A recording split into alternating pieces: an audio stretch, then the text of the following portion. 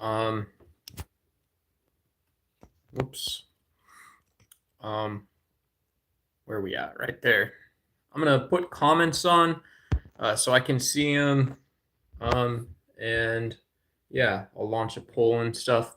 Good to see you. I figured I'd do a short stream, talk a little bit about redistricting. We'll probably see this in the news for the next couple of weeks. And so if you guys want to debate, if you guys already have an opinion, if you already have things that you've kind of seen in the media and you're like, oh yeah, that resonates. It sounds a little bit like me. Then yeah,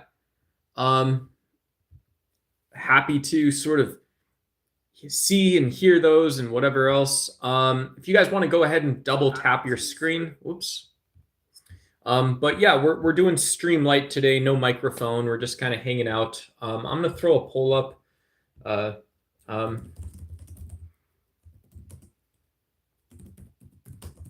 Redistricting for political reasons.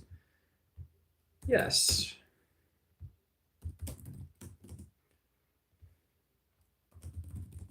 I just don't care.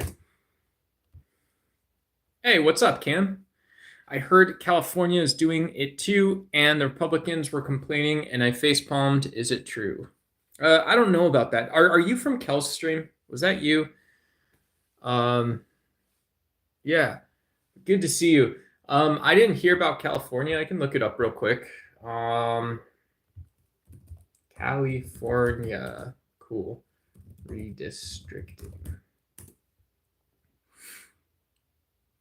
California plan is likely the Democrats' best option in the redistricting wars. Yeah, so this is sort of like saying, well, if we're going to go this way, if you're going to go to a red state and a state that's traditionally voted fairly conservatively and redistrict to really drive out, drive the snakes out of Ireland.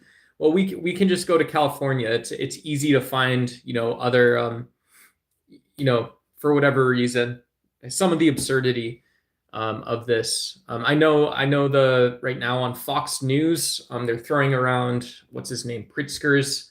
Governor Pritzker of Illinois, they're throwing around Illinois' redistricting. So it's kind of crazy, right? This is one of the things, and you guys can feel free to correct some folks in chat or have a debate or dialogue for people that join later. Like a lot of times, obviously politics is competitive, but there's honestly politicians that want to see like some actual engagement. You need that in a democracy. You can't just have everything being about competition. So that's like an interesting question is like, well, Donald Trump said, you need to deliver another 5 to 6 seats in the House. And this is how we make America great again. This is how Republicans win. This is how conservatives win. Is that actually true? When you already have such extreme polarization, it seems like on the outside, a complete lack of bipartisanship. It's always weird. It's like, well, are the people that I actually vote for now as a citizen, are they able to represent me? Like, did we take this sort of competition thing a little bit too far? It's like, yep, we probably did. But yeah, good call out, Cameron. This California plan, Governor Gavin Newsom speaks during a news conference with Texas lawmakers in Sacramento on July 25th.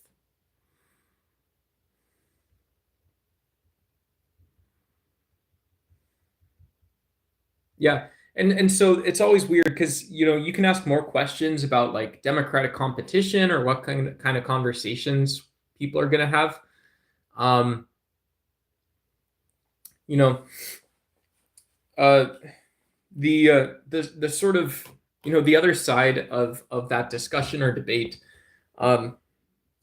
is like, well, if Republicans have a slim majority, but everything is polarized, and so there's competition, you have a president saying, okay, go out, boys, go out, and you're going to fetch me 4 or 5 more votes. You're going to fetch me a couple of these seats.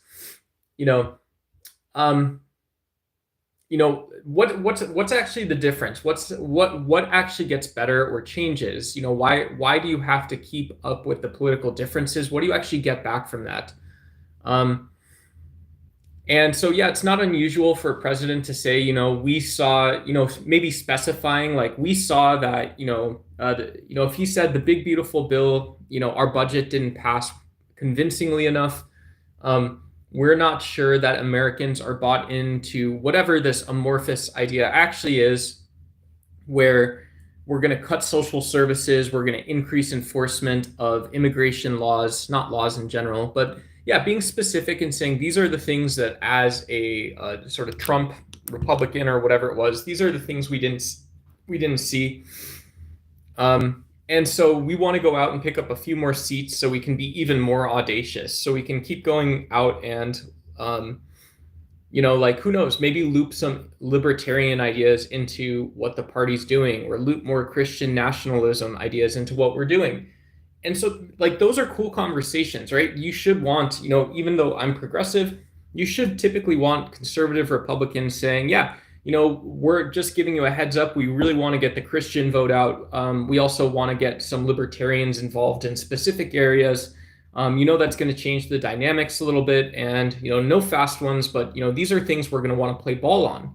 We're going to want to play ball to get Christians and libertarians in.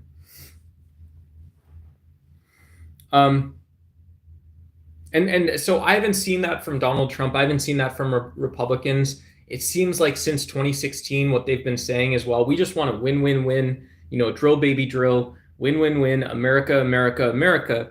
And it's still not clear exactly how that happens. Yeah, but no democratic states can shift the balance of power as dramatically and as quickly as Texas, where Republican lawmakers can enact new maps giving them as many as 5 or more GOP-controlled seats as soon as they establish a quorum, which state Democrats have denied them by fleeing the states. And so if you're new to this story, if you haven't seen the story, hey, what's up, Zagmir Flowers? Good to see you. I bet that beard smells like piss. Yeah, cool, John Jones. Thank you. Appreciate you, bro. Appreciate you. Yeah, and so Democrats in Texas, if you're new to the story, they left the state so they can't vote, which it's not that big of a deal. It's like political showmanship. Basically you have to call in whatever it is, marshals, to go drag them back in. And if they're out of the state, that's hard to do.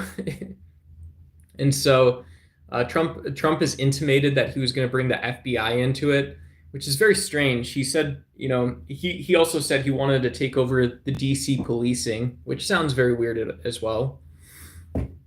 And so, yeah, it's, this is where local politics do actually matter quite a bit. Because people should be able to say that, like, well, look, I can remember a couple years back, my senator did something good, right? I remember Kristen Sinema, one of the first, or maybe the first openly gay elected person in Congress, did cool stuff in Arizona. We would, you'd occasionally see, Arizona politicians with Mark Zuckerberg and Facebook, or Michael Crow, the president of ASU, largest university in the country, and so those tiny things do put stuff on a map a little bit. Yeah. Hey, what's up, Travis? Good to see you. We got Travis, the brute. Yeah, but no, but that stuff's crazy. When you're talking about an electoral map, it's like, well, what do Texans actually see as politically relevant? Not that redistricting or voting lines, is it believable that voting lines are based upon where a congressperson can actually be effective representing the voice as well as the sort of interests of a population? It should be. That's sort of the whole point of it in the first place. And so that's why people are saying this really matters right now. So hopefully you understand. Hey, what's up, Julian Fry? Cinema the Turncoat. Yeah. So people should be able to sort of see why people are saying this conversation matters so much right now. It blends between Donald Trump having said that We need these 5 seats, and this combination that maybe like subconsciously our animal brains are, some aspect of our critical thinking and reason brains, our storytelling brains say, well, look, you haven't told me a bedtime story recently. You haven't told me where we actually go, to have our politics enacted. And if it's not me, it's someone like me. You haven't told me what we've actually done that makes sense now and in 20 years. I don't know the short and long-term objectives or priorities of Democrats or Republicans right now.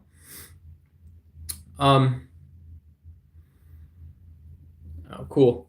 Yeah, and so the other side of this then is, the other side of this that's really important. What was I gonna say? I was gonna say something. Uh,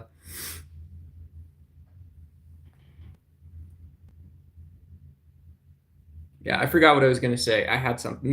David says the Republicans are trying to make America great again. The Democrats have been stealing money from us forever. Oh, right. Good point, David. So here's the reason why it is, it's a great conversation. And the Democrats are actually, in my opinion, better for pushing redistricting in Illinois.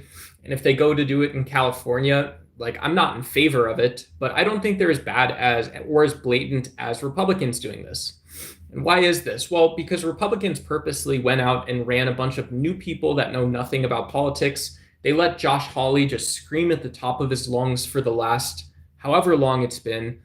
Marjorie Taylor Greene is another example of a Republican politician who I don't really know what she does. I don't know what issues are really important to her or what she cares about. I know her politics well enough. I believe she's anti-identity politics allegedly. The old MAGA wink wink, anti-immigration, that kind of stuff. And so Democrats don't actually have to do anything that often. This is like the brutal reality. Maybe it's my inner conservative. Democrats don't have to do anything that often. What Democrats have to do is they have to sort of bring that conversation about, social safety nets out every so often. You have to be able to look at like the actuarial tables and make sure Medicare, Medicaid, Social Security and stuff are okay. You have to be able to sort of have it, if you're a Democrat, to be able to solve a problem in the short term, by looking at infrastructure investment, working bipartisan and sort of being okay pulling the trigger on things like some tax cuts or tax rebates. You have to be able to put your own politics to the side sometimes, and then you have to be present in those times when people are like, well, why was it again that we had a labor movement? Why? I don't remember why we subsidized rail lines back in the 19th century. The whole point of that was that, people are allowed to voice an opinion that there's so much wealth in the United States. And if I tell you what I need to keep moving forward and keep sort of a little bit optimistic, a little bit realistic, a little blind maybe, but a little bit figuring it out, is for my Democratic elected Congress to represent me. Even if I don't vote Democrat, I need you to represent me, because Republicans and Democrats, both depend on social safety nets. We forgot about that. And so some people will say, well, Republicans are different, but this is, Donald Trump has said this is like Sun Tzu, this is, von Clausewitz, like total war. For what reason? If we go back to the original point, Donald Trump has never specified, he hasn't specified what the world is actually like when he gets his way. When Donald Trump, his little like PDF file, like plan that he printed out, I'm going to go rub shoulders. One of these big companies like Apple will do $100 billion investment. Someone will do this.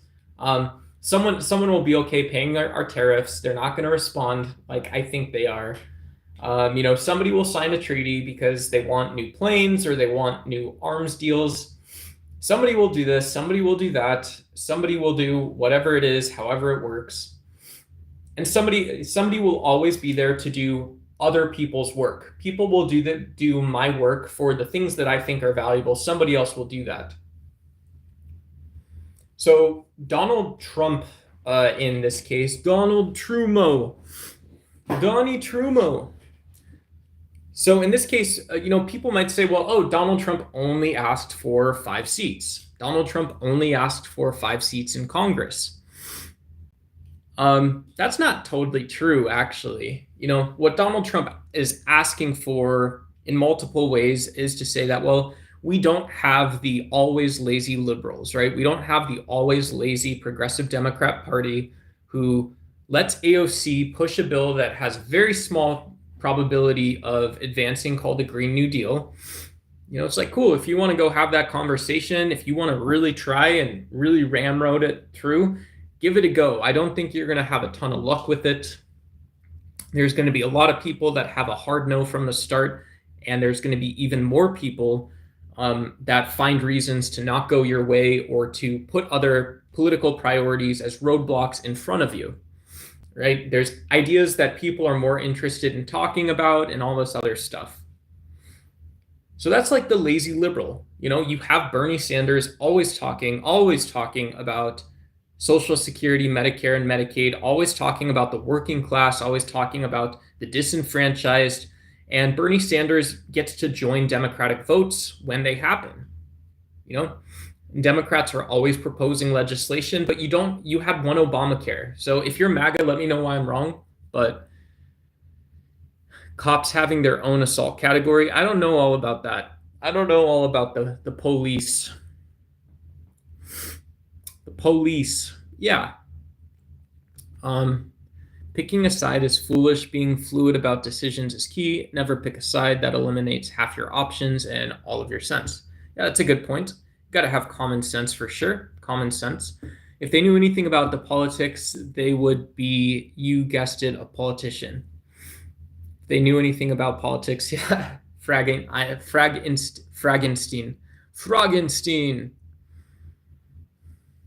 My favorite thing about politics is watching all the YouTube losers spout stuff they know nothing about from both sides of the coin.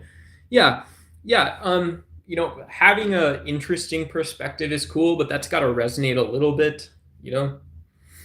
Old people, old voters. One of the reasons that it's not actually true that when you get older you get more conservative is just old voters take more time to change their mind if they change their mind. It's not really clear why. To me, why a lot of voters went from sort of independent to identifying as MAGA. That doesn't make sense. Because again, Donald Trump never specified anything. He said, I can make this real easy for you. Turn on Jesse Waters, turn on Candace Owens, look up my boy Steve Bannon on Breitbart. And what you're gonna see, what's gonna happen. By the way, can you guys get those likes up? No offense, but yeah, look up these guys, reshare their content on social media and all this other crap, all this other stuff. And, instead of sort of asking other people to do something for you, be the person that's willing to go out and do this yourself, right? Go actually talk about making America great again. And how do you do that? Well, that's also easy. You can buy t-shirts, you can buy flags. There's no such thing as a MAGA flag. There's no MAGA stand. That doesn't exist. There's MAGA stores, and go subscribe to all these people. Let me make this as simple and easy as possible for you, is what Donald Trump's message was. You can be part of a movement, not this Tea Party stuff where we want you to learn about economics and start a business. We want you to start listening to NPR's radio shows about money, read Rich Dad, Poor Dad, and read the Bible, and now you're a Tea Partier. Donald Trump said you don't have to do any of that. I've got the solution right here. It's all famous, baby. Hey, what's up, SK? Yeet. Parts of the Constitution were deleted. Christian Dune. I don't know what parts you're talking about, but yeah. The Constitution is a living document, which means it's amended. Some people would say living document is it's true in practice and it's not true in theory. You have to be a literalist or an originalist. You have to say, I have to understand what the Constitution says grammatically. and that's the semantic meaning as well. Or the semantic meaning is what the founders meant. And then there's people that say, well, the Constitution is just language and it's a living document and it is from and inside of the culture and jurisprudence of the United States. And so because it's a law document, we treat it like a law document. Zagmir Flowers, Make America Great is not bad, you idiot. Yeah, Make America Great doesn't exist. So MAGA, cool. Offer of about the government website. So what is of or about the government website? I know I think you meant off the government website, like I'm reading, .govs. But of or about the government websites means that, well, these are things that the government would want you to sort of look at. These are things the government might want you to see. Give me 1 second, not like even a second. I'm just going to plug this microphone in. So we got a couple people here now. Thanks, y'all. Appreciate you. Can you guys, hopefully that you guys can hear me. Hopefully it's a little more clear. But yeah, that is the sort of core thrust of what I'm talking about is that, if you are someone like Ruth Bader Ginsburg, who some people maybe don't know that much about or dislike her, sort of for some reason right away, something that she would say is of the Constitution or is about the Constitution is that, well, the Federalist is a story. If you read the Federalist documents, and I hope you have, or at least looked at them, it is about how Americans think about policy and law and politics.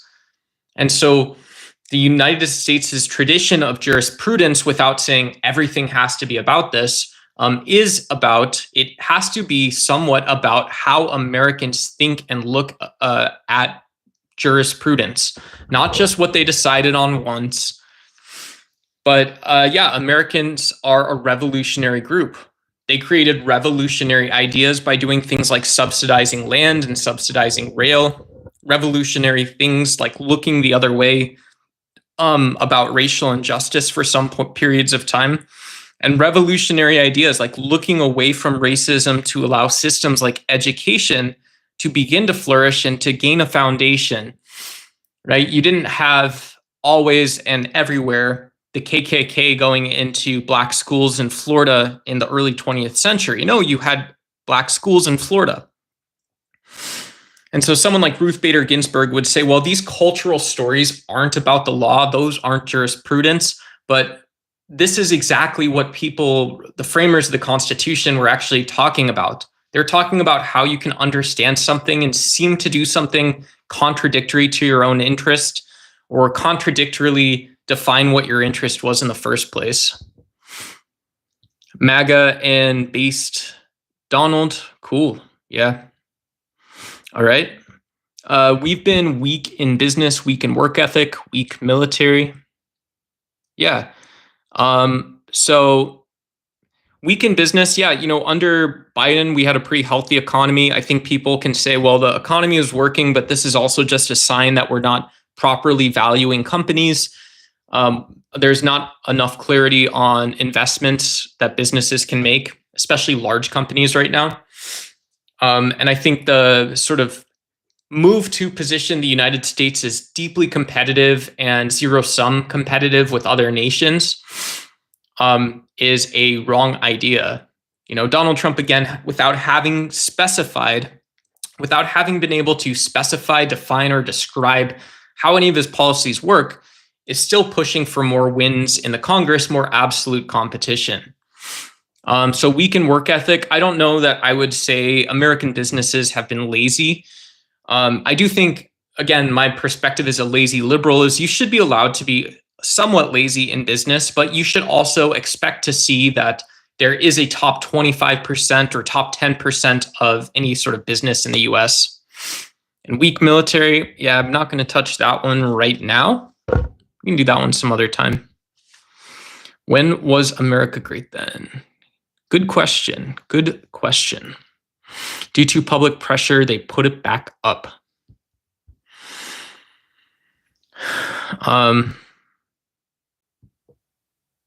Donald Trump is the best president of all time, period. Peace, communist. Cool. Thank you for joining the stream. If anyone wants to like and subscribe, I always appreciate that kind of stuff. I think America was better when we taxed the rich 90%. I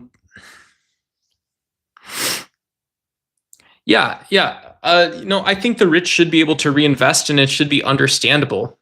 I think rural Americans and people outside of major tech hubs, major manufacturing centers in the United States, people doing research or whatever it is, major food and distribution locations should be able to ask like, well, hey, how's it going? How are you seeing things? And that should be a conversation that happens. I don't think you have to tax 90%. We're not a country like Iran can thrive with less from their population, right? They're set up or established as a somewhat socialist government. I don't know if that's necessarily a good thing or desirable from my perspective, right? I'm not pitching Iran's idea, but I don't think you need to tax the rich 90%. I do think you need accountability, though. You need accountability for the ultra wealthy and people who are influential, apparently steering a big ship. Is there a toothpick? If you're steering a big ship, can I poke a hole in it with a toothpick and the whole thing falls apart? How do you know? Non-binary socialist Canadian. What's up? No, that's cool. Yeah. So if you're non-binary socialist Canadian, that's cool. I was just talking in Soy Pills chat about how the trans movement hasn't had a lot of local winners, right? And so when you're looking at a population group in a political sense, it's like, where's that messaging that, look, trans identity isn't really up for discussion. There are shorter local wins that we can do around research and around medical treatment and stuff like this, around having those like mental health resources and stuff in place. I was really upset when we saw in the US, what was it? It was like a hotline or something that got defunded with the big, beautiful bill. That was pretty upsetting. I didn't see like why that sort of expense would be something that makes America great again. When you cut it, it's just like, yeah, you guys figured it out. You did it good enough or something. So now we just don't care. We're done. We're effectively done. And you'll see something for some reason pop up somewhere in the future. This is like the flies on America that Donald Trump is like, Gandalfing or something. You see like a dead animal in the road, and it's like, well, yeah, there's flies and maggots and stuff on it. And so now Donald Trump is like Gandalf with these things. I don't know. I don't understand why. But yeah, Canadian healthcare and stuff is cool. You can walk into Canada and you guys have regular pharmacies and stuff like that. And so, that's cool. Welcome, JM, though. Provisions like habeas corpus and the foreign emoluments clause were temporarily missed from the Library of Congress's online constitution annotated. Oh, cool. Yeah, I'd have to look into that or, do a debate or something. I don't know. You can feel free to comment me a link if it's not a conspiracy theory. Cool. We got a couple socialists. Should we release the Epstein files? Yeah, I mean, if there was a purpose of clearing them out of the way so people could get back to business as usual, yeah, go ahead, Donald Trump.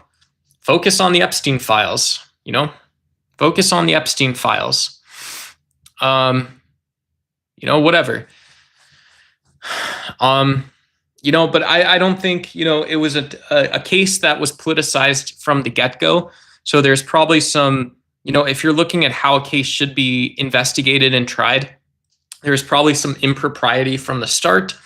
I don't think it's a conspiracy. I think it's the fact that you had politicians using hatred for, crimes against children as a reason to get the things that they just wanted, right? So it's not really fair. How do you know? How do you actually know? I want to see a joke, says Kieran James. Yeah, I like jokes. Trump is the only president to line his own pockets and get revenge on his haters. Cool. Trump is only the president to line his own pockets and get revenge on his haters. Yeah, I agree. Donald Trump's done unethical things. My answer is still, I don't think he's a trustworthy person. I don't believe he's ever transparent. I don't think he has an actual plan. And yeah, I'd still love to get coffee with the guy. That's how much I dislike him. I'd love to have a coffee, go to the driving range, and that's it. And that's it. Yeah, we don't have to talk politics. We would, but we have a wage issue, not business being lazy, greedy, maybe. I'll let chat take that one. If you guys think we have a wage issue or something, you do high taxes to fight the natural wealth gap capitalism creates. You do high taxes to fight the natural wealth gap. Yeah, progressive taxation. Progressive taxation is one. You also think of, large feeder systems, but things like education as something that is a flattening mechanism. Typically educational attainment is one of those things that levels the playing field a bit.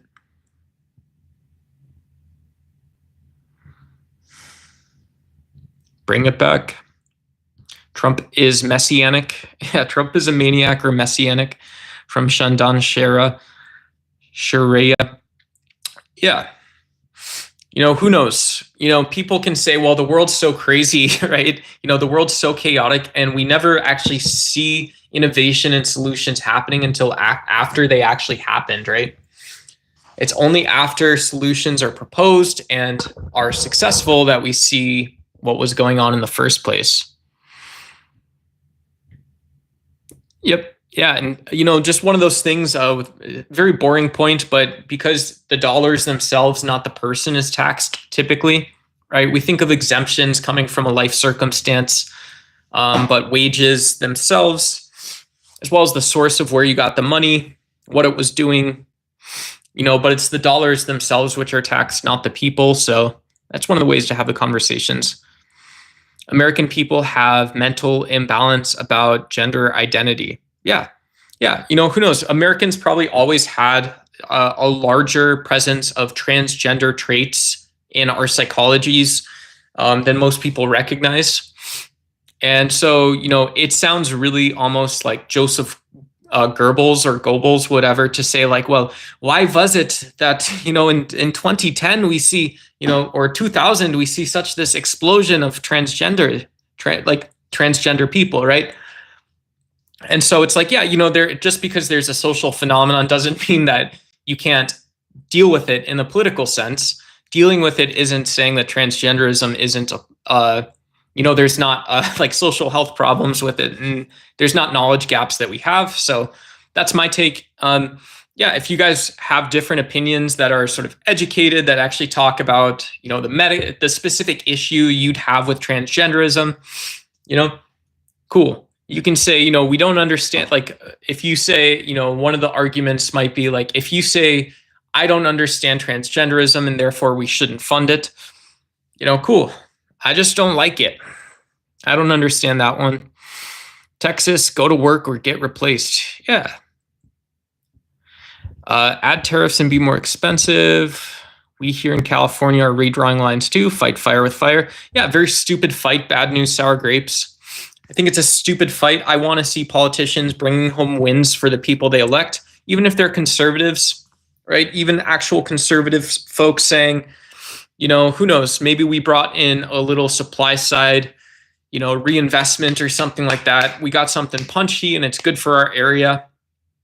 And we're not asking for, like a $50 billion omnibus spending package or something, but we figured out how to make $15 million work really hard or something. And it's like, cool. Yeah. Like, those people are lucky as hell, but if you, those people are lucky as hell, but if they're going to work day in and day out, not take vacations, and that's good for your electorate, if people have, you are actually agnostic about who takes that money, go for it. Go for it, Republicans. Love how people are angry about Texas when the Democrats do it with other states. Love how people are angry about Texas when the Democrats do it in other states. Yeah, I was talking about that. I do just Chris Mate Hey, Chris, mate. Yeah, I was talking about that. My argument back for you, but of course you won't talk about that. Yeah, you missed that part of the stream, just Chris. If we're arguing, my argument back for that is that, yeah, Democrats are actually not as bad when they do it. And the two main reasons is Donald Trump hasn't specified what wins the Republicans have. And you have to do that. People are curious. And he's asking for 5 more seats, right? He's asking for redistricting to bring these seats in. And Democrats don't have to talk about progressive politics every year. You don't have to actually win and have progressive politics every year. So Donald Trump's doing absolute competition. I don't think it's great. I'm not super in favor of Democrats spending tons of time and political capital on this, but I'm also not for Republicans doing this when, like, show me your receipts. Show me what you've actually done. The entire country did better when they were taxed at 70%. In fact, what really destroyed the US was the idea of trickle-down economics, in which Reagan dropped the rich taxes from 70 to 50% to 28%. Yeah, trickle-down economics, this, neoconservatism in general, I think, this idea that America wins something by being ourselves. Crazy idea. Neoconservatism, as well as this strange belief in neoliberalism that there's not like political sort of competition and stuff that rises up. The Buddhists would say that America struggled to find a middle path with our electoral politics. And maybe it's a symptom of liberalism, is what like people further on the left than I am will say. I'm not that far on the left. I'm pretty conservative, actually. Pretty conservative. And so this is one of the reasons I don't like Donald Trump, is Donald Trump's not a conservative. He's, I don't know what he is. He's delusional. He's absolutely delusional and backed by cartoon characters. Alan Indianapolis says or thinks better than Kamala. Cool. Education does not stop the owner class from consolidating power. Oh God, bro, you again. Hey, what up, Kill You Easy? What up? What up, bub? Trans people would have been fine if they just stayed out of women's spaces and admitted they were men presenting as women. In my day, they knew they were men and called themselves cross-dressers. Yeah, Mandy, that's an all right opinion. That's an all right opinion. Yeah. Like, sure, if you want to have that opinion. I don't think so. I'd be curious, like, I didn't make the basketball team in high school, right? And so my identity is shaped around these really weird things. I thought of myself as a badass because I shoveled rocks. I shoveled rocks for my friend's dad's construction company in high school. So really badass stuff, right? Who knows? I bust tables, and I didn't think about the work I was doing. I always carried giant bus bins full of plates. I would take, 3 stacks of the dish racks of glasses and stuff out. I was that guy. If you guys knew the guy, the gym rat that worked at your restaurant, whatever, the dumb jock or whatever, that was me. And so, I actually want more. I don't care about someone going in the women's bathroom. I'm not inspecting or investigating a person, inspecting and investigating a person that just because they look different or they sound different or I've got a strange feeling about them. I don't know what that strange feeling is about if I have that. So yeah, so whatever. Everyone's free to voice an opinion or have an opinion. Politics is what's up, Barkin? Yeah, politics is the fakest stuff right now. Absolutely. Yeah.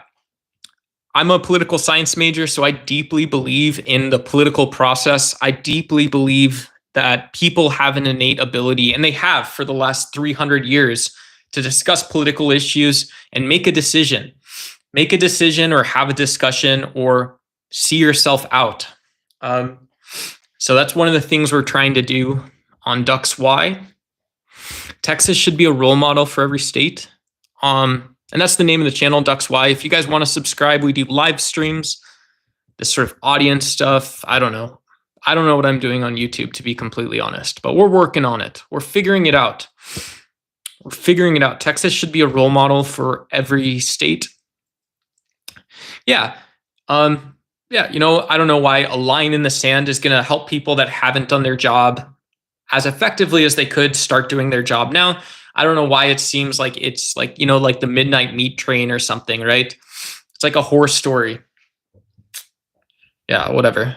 But they're going to flood the zone with stable coins and keep the US dollar as the global currency. Yeah, I don't know. All that fiat stuff. Yeah, they might. One of the big like good reasons to have like investment banks and some retail banks that have positions in cryptocurrency, some companies, is that at least there's eyeballs on this stuff. There's eyeballs on it. To me, the biggest risk quadrant is Donald Trump being a crazy person and being supported by people like Jason Kalinakis. His AI czar was, what was his name? I don't know if you've seen that podcast. Jason Kalinakis has a podcast.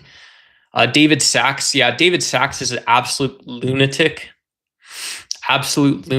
for entertaining a single second of Trump. Yeah, I see myself as a celebrity, so I'll support you in this stuff. Silicon Valley hacks. I'm a big tech guy too. I love technology. I love sort of seeing what's over the crest and why that's the case. I love seeing those stories unfold. And for Donald Trump, he puts that in people. He doesn't put that in actual reality at all. So I skipped through a couple comments. I'm trying not to sort of skip everyone, but what's up, Tyrone Wilson?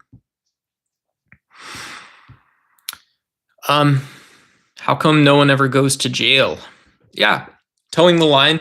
I don't know which side you're on, but I think like it's really sketchy that Donald Trump is able to launch an investigation off social media into Barack Obama. Like, what did you actually see across your desk in order to do this? I mean, that's not that useful of a statement, right? Not really. This is more Donald Trump asking other people to do the work for him. He's asking people on Fox News and just these, people, no offense, homeschooling their kids and stuff, like, go do my work for me. No, I'm not going to do that.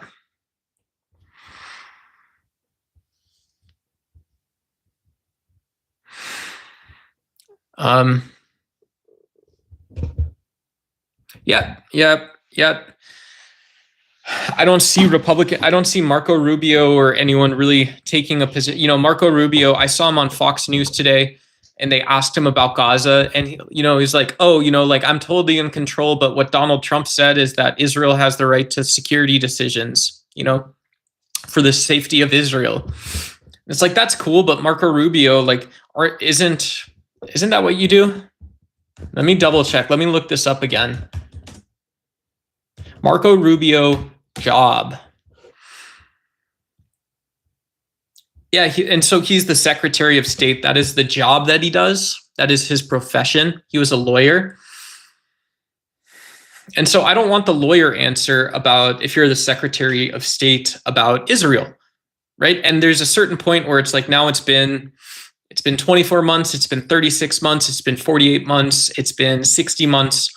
And so when does your job start? When did your job start in sort of understanding what's going on in the region and how this impacts the perception of the West in the United States?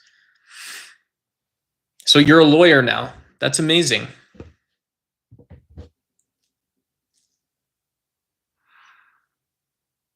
Yeah, Ghislaine Maxwell. Yeah, that's consistent. If Ghislaine Maxwell says she didn't see Trump doing anything wrong. Maria Farmer was another interview of Epstein's former employees who said, you might want to have Bill Clinton and Donald Trump on your radar. I know I've seen Jeff talking to both of those guys, and so, Donald Trump probably, who knows what he knew, when he knew, how he knew it. It's not really, it's very untrustworthy, I think. but I think it's also sort of taking a, it's another one of those, for me, I don't want to sound like a complainer, but it's like, well, you crazy trailer park trash, like whatever. Okay, we're cutting the dialogue off. You crazy trailer park rednecks will sit around and you'll talk about pedophilia or whatever it is for hours and hours. You'll watch body cam footage, right? You have no problem bringing on a panel of former cops to talk about this stuff because it makes you feel manly or something. It makes you feel something. It makes you feel some way. And so you have these people that end up voting for this Donald Trump guy who banned this Epstein guy from his club in 2007 and not much more, right? He made a business decision that this guy can't go to Mar-a-Lago. He can't patron your business anymore, And, Donald Trump will say, well, I told people he's a really bad guy or something like that. But it's like, yeah, I don't actually want the political fodder of saying that this guy had a sort of left field business decision the first time he's ever made it. And so I don't have to trust him now. But then again, we have hundreds of thousands of MAGA voters holding violent hatred of people that vote for this guy and in every other case would judge it differently. And it's not the right reason, right? To me, it's like, feeding the crops with Gatorade from Idiocracy or something. But yeah, not that big of a deal. Go hit Hey, what's up, Max? Good to see you again, homie. Max, can you double tap your screen and like the stream? You don't have to, but really help a guy like me out. And do feel free to subscribe. We're doing a very casual stream tonight. Very casual, short stream. But, how do you feel about Trump saying people wouldn't get federal aid for disasters if they don't trade with Israel or support it? He has said since walked it back, but I'm still wondering.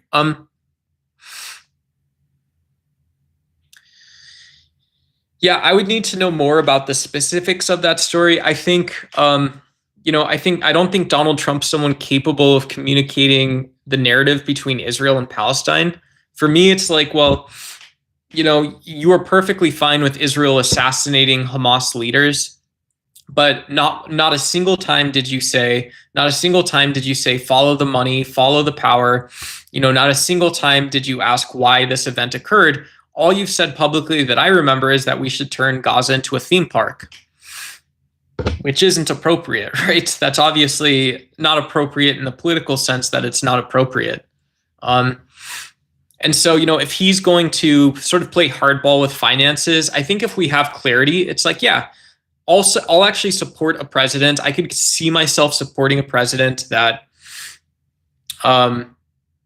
understands an issue, that can tell me why, as an American, I can go to bed a little earlier tonight, because he's managing the situation, or, whatever. He's got the team behind that. And we're all set, right? We're all set here. Bring me the check. Waiter, bring me the bill. We're going to try this one out. Okay, cool. It's the best any of us can do, and I'm cool with it, actually. But yeah, so if Trump is saying that people are denied federal aid for disasters if they don't trade with Israel, yeah, you're taking a big chip off the table right away. And, the reality is that, Israel is our ally in the region, right? Israel is our ally in the region. And so counterintuitively, some people might say, well, Donald Trump is actually doing a disservice to Israel by just not doing his job, because now someone else has to respond, right? This is my my daily coffee date with Lavrov, Russian's foreign minister. It's like, okay, yeah, so intuitively, Donald Trump supports Israel, but like, is he smart enough to know that unintuitively he's actually working against them? Is there actually this absolute mechanism that's in place that I believe or that I can know about now? Trump only had opinions about Epstein after he got caught. Yeah. And Donald Trump was also the guy who was kind of, across the aisle rubbing elbows with white supremacist leaders. not saying that we should have a disenfranchised political class, even with really hateful beliefs. But tolerance doesn't entail that a mainstream politician or someone seeking mainstream attention, sort of gives nods over to conspiracy theories and people who hold white nationalist ideologies. They are people. But yeah, those white nationalist ideologies, conspiracy theories don't have a place in politics. And so if Donald Trump, held the door open with the heel of his left foot on his way out, well, yeah, anyone could make that same mistake. Someone should catch that. I do it too, whatever. The good, the bad, and the ugly says, my opinion, F the left and the right, bro. Yeah, I respect that. You got auto-modded, so I'm not going to put your comment up, but what's up to the good, the bad, and the ugly?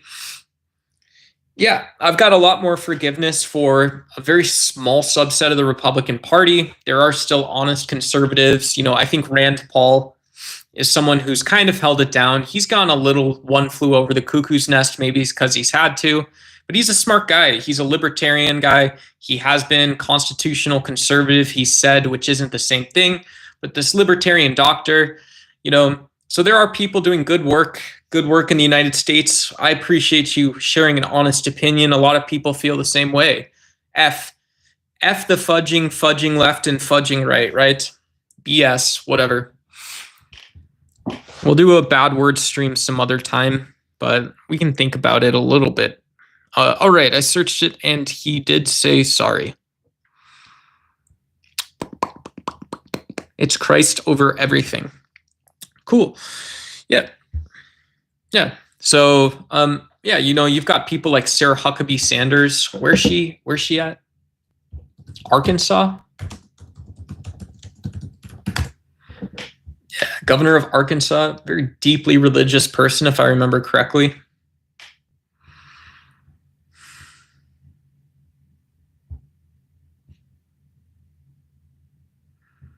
Yeah, so she's like a conservative Christian governor of Arkansas.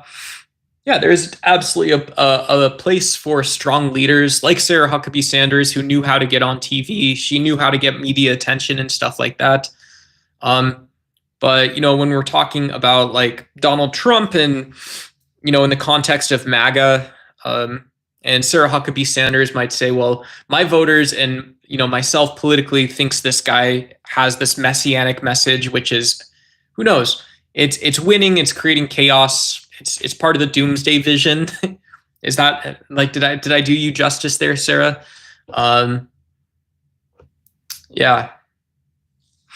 So for all my Christians in chat, what's up?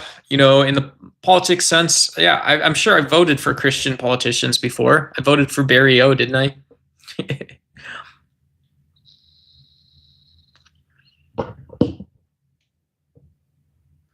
A lefty biggest channel.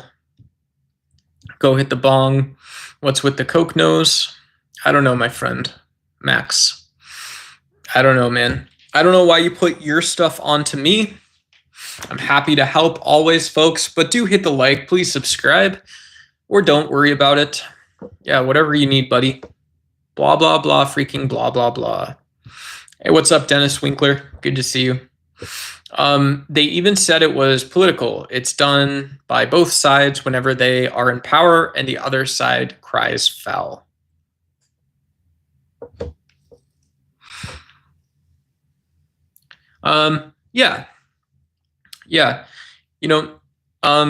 MAGA's perpetrated this runaway train marketing stunt lie of progressive politics in the United States. Like, Democrats haven't always been accountable and responsible to independent voters. And so if I'm being a partisan hack, but also telling you the truth, and I'm telling you, this is maybe not the biggest mechanism you wanted if you're saying that, it's always done by both sides, or whatever, if we're not doing hyperbole. The Democrats don't need to win every year. It's not even that they don't need to win every single year. It's that, Democrats can get the word out. They can vote. They can vote in society and get that democratic activation a lot of different ways. So it's a nice house. It's next to a lot of other nice houses. Maybe it's too nice sometimes. It's almost stifling how nice it is. And in Texas, if you're saying, well, now Texas is doing the will of the people, we're doing our militia duty or whatever it is, we're just a big state. We're the ones where the buck stops with us. And it's like, well, I don't understand if that's Texas politics, right? Didn't you guys take away women's rights, just not that long ago? Don't you lead the country in being anti-trans, anti-education?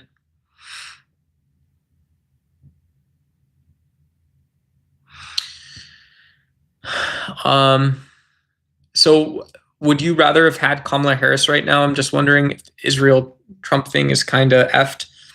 Israel trade thing. Yeah. Joe Biden, Barack Obama had the deal with Iran.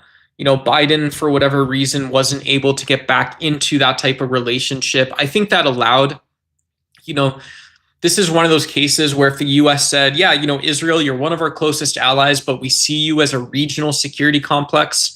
We see you as necessarily having to lead away from the United States at some points in time, either into yourself or into other allies, because just because of where you are in the world. And we think it's in your interest and we will support your interest as a country in that, cool. I think Kamala Biden, whatever, I would hope to have heard something similar to that. I would have, Donald Trump, or not Donald Trump, Joe Biden, when dealing with the Abraham Accords, used words like, holistic. I forgot, but you can look up Donald Trump distanced himself from the actual diplomatic language Donald Trump used. Very, again, sort of messianic, neoconservative, scary stuff. It's like, Trump's version of diplomacy was like an analogy. It was like Fox News saying, well, poor black people have microwaves. Yeah. Don't you guys have roads, trains, and schools? And, so we all see this is going to be a great deal for everybody. We're going to find the best deal for you. We don't want to fight, but we're not going to put America last. And so we're going to make a deal. It's going to be the best deal anyone's ever seen. That doesn't mean anything. If you're actually talking about being a narcissistic, uneducated, lazy, whatever it is, and letting the, angry phrase, right? But by analogy, letting the lunatics run the asylum, that's not diplomacy. That's not politics. You can't be that soft. People in power will always be corrupted. They do not care about the common man. Yeah, corruption is a really interesting term. Corruption, disease processes, plasticity. When I see this, I do think a little bit of, was it Aristotle or Plato? Was Plato the one that talks about the good and the corrupted forms of government? And so, yeah. But those biological analogies are also really useful. So, go do, whatever. Usually it's not bad to say that there is a body politic in the sense that you can look at the metabolic functions. Your buddy duck's always okay with it. And go do that for, whatever, go, whatever, I'm not doing anything, body politic can always go talk about how things are working. And so corruption always has, in a modern context, I think corruption always has some sort of ancillary or adjacent description where we're saying that, this is something that goes a little taller and deeper than we imagine. And it's also one of these things where, there's something that happens outside of it. The United States of Israel, Mao also killed millions, to be fair too, just saying. Yeah. Name those white nationalists. Yeah, sure. I'll just go with on repeat. So Patriot Front operating in many different states. And you've got, what's it called? Who was it? Wasn't it David Duke that Donald Trump gave a shout out to or something? I forgot, and then, you've got Active Club is one of the modern groups. Trump hasn't said anything about white national groups. I don't think is it weird that Sarah Huckabee Sanders, governor of Arkansas, You know, they've got a whites only community opening up there. That's okay? That's America. Is that really consistent all the way down? You know, are you doing your job?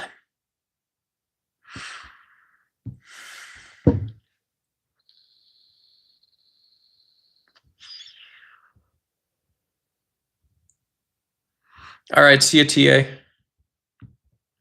What are the names of the white supremacists you're talking about? I just named a couple.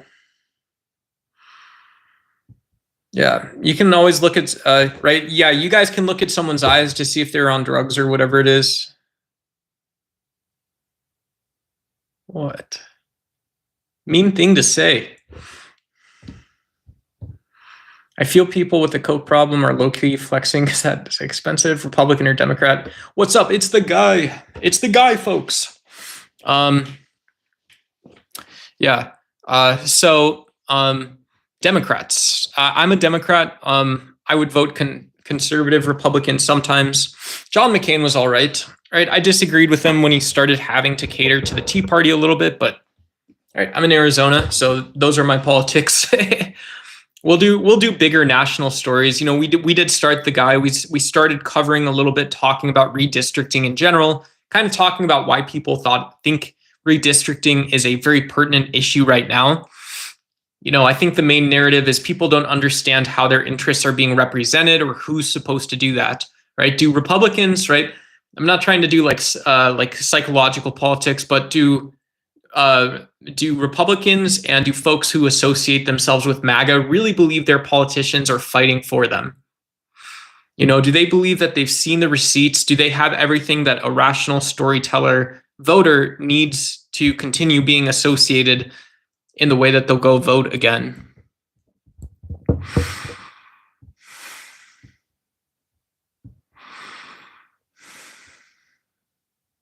Did you see that Jesse Smollett, like bomb threat at a hotel Democrats are staying at? I didn't see that. I would look it up. I'd look it up. Yeah. So, yeah, human and folks on that same side of the issues thinking Democrats are like faking whatever the issue is today. Yeah, just go look up, those stories and develop a perspective or opinion, kind of place it, and do that with your own politics as well. Right? I'm not going to listen if you tell me I've done all the heavy lifting, right? You can win your buddy duck over, you don't have to. Whatever. I'm nobody, right? I'm not going to influence anyone. We've got 13 people here. Don't worry about it. Overturning Roe vs. Wade did not hurt women's rights. Oh, that's awesome. Yeah. So it brought back to the states the same standards as Canada. Weird. Yeah, I don't believe that's actually true. I think the common argument is that when Roe vs. Wade was overturned, what was it? I read this decision. I'm not a lawyer, but I do like constitutional law because I like political theory. I like jurisprudence and stuff like that.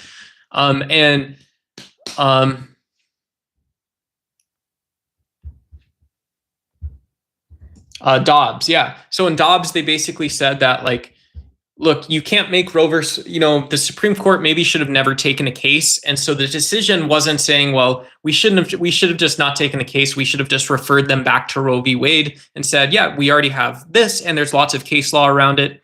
You didn't really earn it enough. When we're talking about something like privacy, or we're talking about the substantial history of abuse against women in the United States, and the reason that we have cases like Roe versus Wade as sort of a precedent for medical law, medical law that extends to political rights. And so since that didn't happen, the tact of some of the center and, more progressive justices, if you're a political realist, in Dobbs, their argument was, well, look, if you're arguing that, something should have been different, whatever the court case was, you can also go back and look at all the strange laws that have been on the books in the first place, and you can reach a decision to reaffirm Roe versus Wade. You can say that, well, look, when you give this over to the states and you say that this is overreach, there's actually like, volumes of case law about, women having to use, or, like dildos and stuff like that, right? There's like crazy, crazy, crazy laws in the United States that are clearly controlling, abusive, and wouldn't be tolerated by anyone, And so instead of dodging the issue, well, what Dobbs did, so to your value claim did not hurt women's rights. The fact that got undermined was that, yeah, state law in American jurisprudence, you didn't need to talk about if state law was actually oppressive to women's rights. And so just as a value to say it doesn't hurt women's rights, now you do have to make that argument that state law is damaging to women's rights. And yeah, so I think it's just not true, because, if I go back, should I try to convince my own mother, or, if you guys are married, if you guys have a wife, beautiful wife that you love, you care about, should you convince her that no state ever in U.S. history, some states in U.S. history have had laws that are anti-women, that are against her rights as an individual? So you convince her of that, come back to me, tell me how it goes. Tell me how that goes. And that's what Roe versus Wade and the jurisprudence is actually about. That's what the law is about in that case, Bumpy. So that's why I don't believe you. I can't believe how uneducated Republicans really are. Yeah, everybody, when I got into my 30s is when I got into politics. I liked arguing. I loved debating about ideology and, stuff like that when I was younger, about philosophy and stuff like that when I was younger. And yeah, so everybody at some point, being able to tell those longer stories or sort of find the needle in the haystack, that stuff's fun to do. Not that big of a deal and all that. Yeah. Michael farts in Portuguese in Brazil. Are you in Brazil or in Portugal, my friend? Joe Biden was a president without a pulse. Kamala Harris was actually a worse candidate than Hillary. That doesn't mean anything at all, literally. It quite literally did hurt women's rights. Yeah, cool.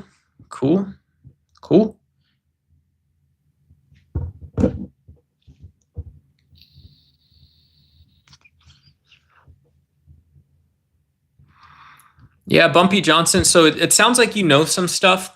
The only reason, and I don't know if you're from Canada, the one thing I would say is that, yeah, in the United States, one of our best references is the Federalist Papers. There's a reason certain powers are reserved for the federal government.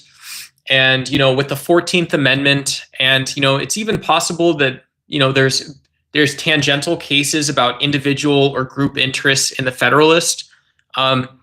There's a reason that, we have a certain level of trust and distrust for the court systems, and that we just give stuff over to the Congress to do. We give stuff over to the Supreme Court to do at some point in time. We let things take their time to go up there.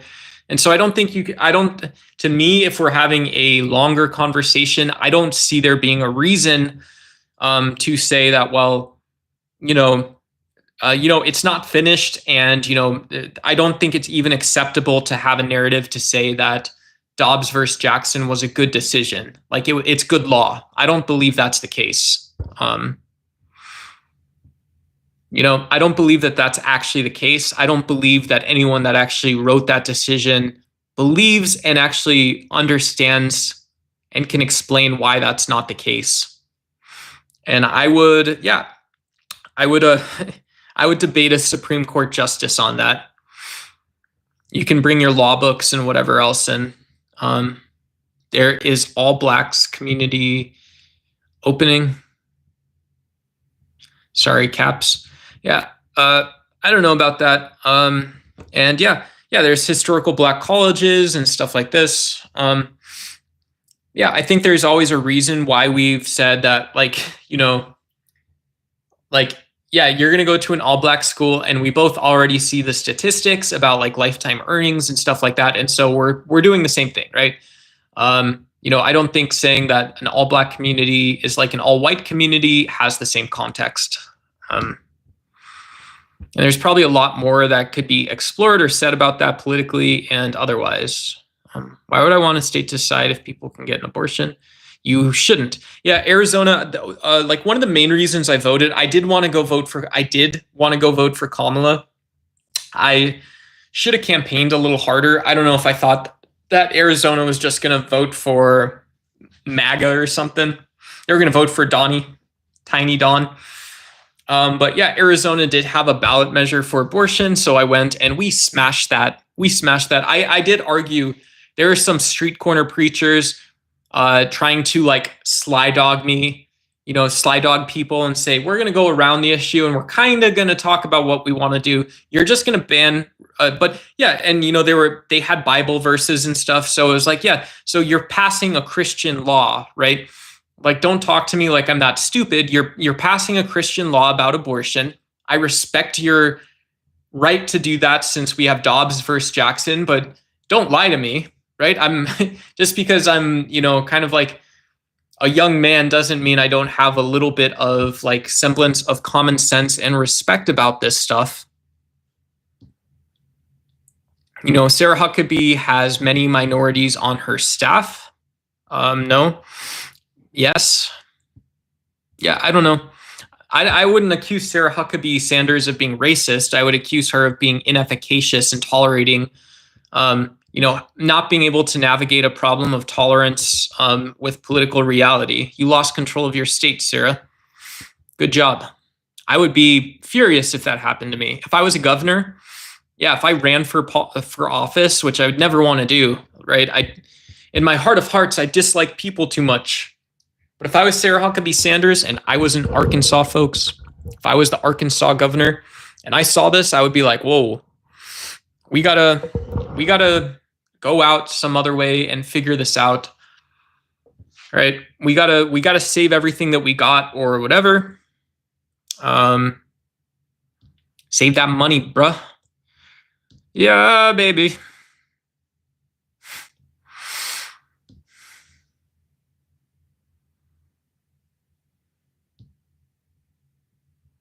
I'm going to skip down a little bit. If you guys want to double tap the screen to like, feel free. No big deal. My saggy balls itch. Cool.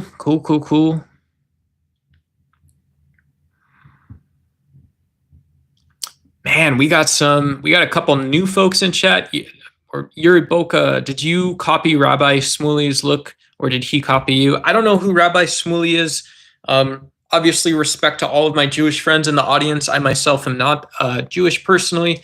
But yeah, I did not copy his look either. And yeah, so, but yeah, I've heard Rabbi Shmuley, I've heard Vegan Liver King, so many good names. I think women have a different role to play in society, thus held to a different standard. Yeah. Yeah. I think people overmine. I think culture and society overmines, meaning it does too much to our perception of gender and sex. I think it matters a lot less than people think. What sort of phenotype expressions you have and gene expressions and what sort of in vivo adaptations you have. It's sort of like, honestly, like what's in front of you, what are you able to go do right now? And then do you have past experience and skills that equips you to be able to do that job over a period of time? So I don't think, if anything, I think the perception that women have a role to play in society that is too much more than what that sort of explanation of being XX actually does is, that already is absurd. And I think anything even to the left of that, there's probably reasons why, that sort of statement is even sort of a little damaging. It's weakening. Right. If I'm the weakening guy, I'm going to say I'm not that upset about this. But if I'm the weakening, strategic, tactical, competitive guy a little bit, women have a different role to play in society. It's like, well, I've heard this before. Right. It's already difficult for me to sort of wade through this.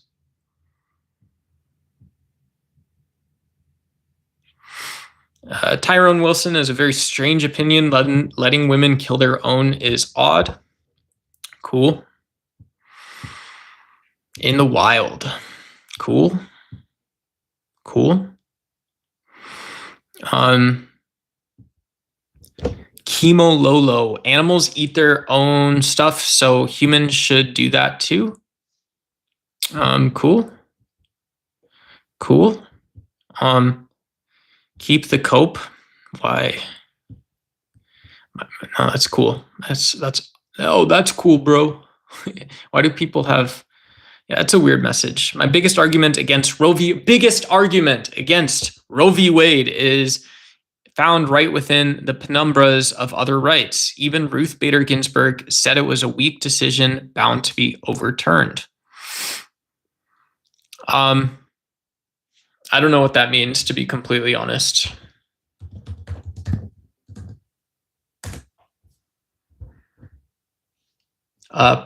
A penumbra includes a group of rights derived by implication from other rights explicitly protected in the Bill of Rights. Yeah, so the right to privacy. So right to privacy versus saying that a federal law has to mandate that, viability or something. So not even, you said one thing, right? So I don't know if that's right. Yeah, I don't know if that's right. Doesn't seem to be right? Shouldn't we? And so here's a hypothetical from my intuition, being ideological and knowing that, if we know that mental health providers lobotomized people, wouldn't it make sense that federal law would at some point, constitutional law would step in to protect that person? And so if you have a similar situation in any sense, intuitively, I don't think, maybe Ruth Bader Ginsburg is right that there's something weak or poorly understood, but that it's disingenuous to interpret a statement about it being weak or capable of being overturned with it being incorrect, or not defensible, as it stands, as it sits. So, Ruth Bader Ginsburg saying it was a weak decision bound to be overturned is also possibly a statement about saying, well, there's crazy people that will always get into office. The Supreme Court isn't some idealized body. There is an aspect of realism rather than originalism that permeates the United States. What beta male to vote based on wanting to? Yeah, that's a very sad statement, Yuri Boyka. Yeah, I wouldn't attack people's masculinity and stuff like that. I think people can work through their identity in their heads. So that's the main thing, saying it's a weak beta male idea to vote based on killing babies. Yeah, you're attacking me. That's cool. I see that now. I remember what I said. But yeah, I wouldn't generally do that if it was me. Yeah, I would eradicate that sort of type of criticism because it's already pointing to a weak spot and sort of if you want to say male psychologies or human psychologies. So that's all I have to say about that. Thank God for another white savior. Hey, Horfun23. You see, I don't know if that's a Mike Jordan 23 or a different 23, but weird comment. I don't know what a white savior is, but white Christians founded the USA. Yeah, that's all you got. You're running with it. Cool. It's not wrong. I don't know if saying they were Christian as you say Christian means they were actually Christian. That also doesn't exist, but cool.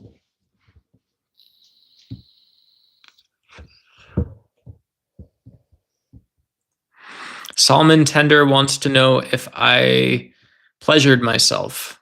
I don't know. Yes, no. What do you want? I'm not Christian, but our country was founded on it. Assimilate. Yeah, integration. So Tyrone, yeah, integration is different than assimilation. Very cool, though. Murder is still murder, even to atheists. Yeah, completely meaningless statement, I think. I don't know what game that is, but that's cool. Or whatever it is. Yeah, cool. Yeah, Democrats are very pro-science, I think, in general. And so, if you say murder is murder, even to atheists, I take that as a compliment or a sort of understanding each other moment. Um, you know, Maybe you don't want to see that, the number of advertising dollars for New Year's Eve parties correlates with drunk driving collisions or something like this. But a Democrat would say that that's pretty important. And that's actually sort of in line with how a lot of law enforcement works. You do want to understand why you see crime trends. It's not just about police training, it's about building a department that's capable of the future. And yeah, so some people could be pro law enforcement and also push back on an issue like, well, you're not doing all the things, I'm not blaming you, but I need to understand why you're doing the things that you're doing. We want community reform. We want community policing reform. We'll buy you cameras one day. One day we'll buy you cameras, but let's get this all sorted out first, folks. One day. Hey, Ruben Walters is here. Hey, what's up, Ruben Walters? Good to see you. The Republicans learned redistricting from the Democratic Party. Yeah, sure. Sure. The Republicans learned redistricting from the Democratic Party. Yeah, we talked about that already. A little bit. We've talked about it. That seems, I don't know what idea you have backing that. My 2 points is Donald Trump explicitly asked for more votes, I think, more seats, and hasn't enumerated how the Trump guys, the Trump people, the MAGA folks have actually contributed to the democratic process, produced outcomes and decisions Americans are happy with. And so I don't think the Democrats are as bad for doing redistricting. So you can explain that one to me. Little bit of a challenge coin, folks. All right, we're doing a challenge coin.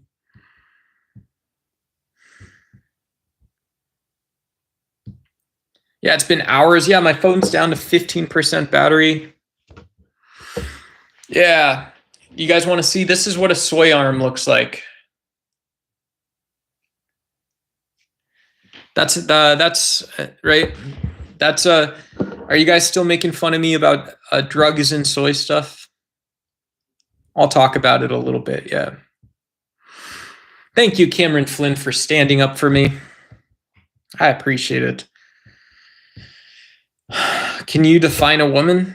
Yeah, I crushed. Well, I didn't. Jim Bob wanted to debate people. I don't know if you guys know Made by Jim Bob. I don't know if he posted the video. I think it's on his channel. It's your buddy Duck.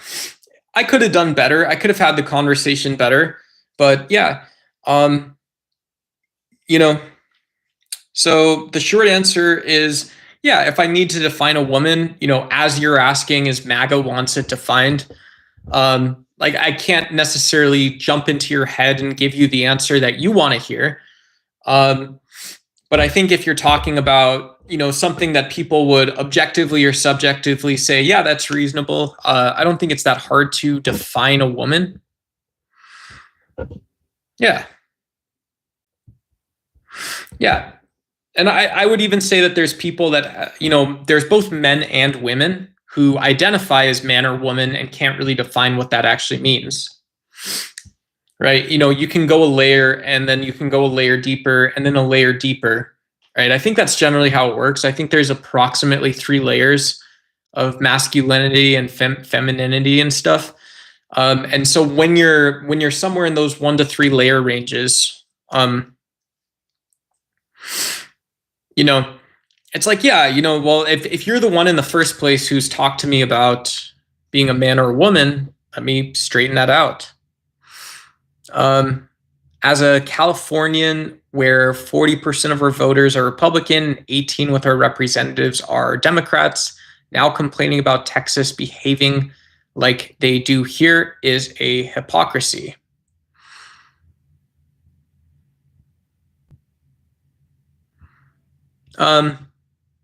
Yeah, maybe. Yeah. I would. Yeah, that would be a fun sort of argument to put together. I think.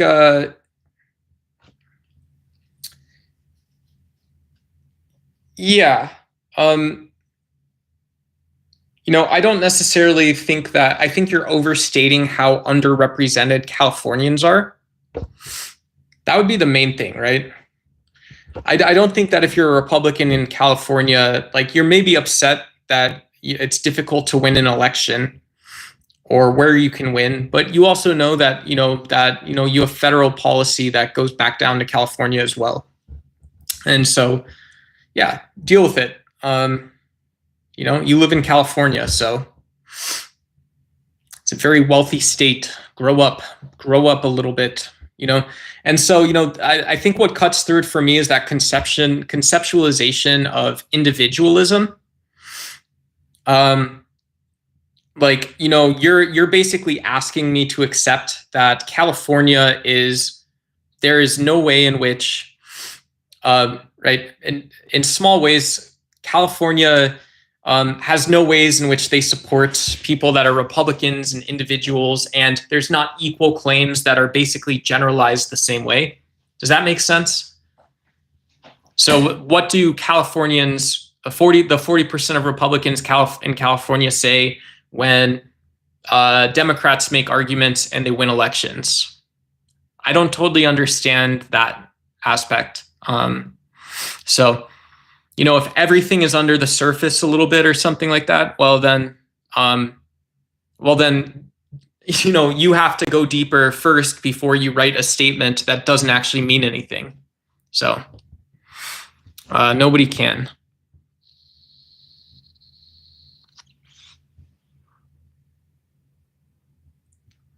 Do I believe men can have babies? Yeah, sure. If a man is having a baby, then a man's having a baby. Trans men can have babies, says Jack. Yeah. How come a man is easier to find than a woman? I don't know. Am I supposed to answer all those? Yeah. Yeah. Lefties think a dude in drag is calling is a woman. Lols. That's really mean. Blasphemer. Dirty bro. You kill babies. Yep. Cool if I smoke a cig. Yep. I respect your candor. Yep. Bob Secamano. I want to bet you listen to Rogan. Nope. I hated Joe Rogan. Quite a bit, actually. I think the religion is too shallow to describe what's real. Yeah, theology and spirituality is rich because it's like neurofunctional, it's cognitive, it's an aspect of mind as we typically describe it. You can absolutely have a religious experience. And so that itself, I think, is a little more robust than traditional religion. Toshi says correct. I don't know what that means, but more accurate to say white Anglo-Saxon Protestants. Yeah, and that's again assuming that those constructed definitions define what people are like, Gal. So that's a very cool comment. I don't think it's bad to say white Anglo-Saxon Protestants colonized America. You're saying colonized, you're saying America, you could say they were primarily British. You can say, yeah, there was Spanish, French here as well, quite a bit of them. I think that's great from a historical perspective, maybe for studying things like culture and constructivism, but not much else.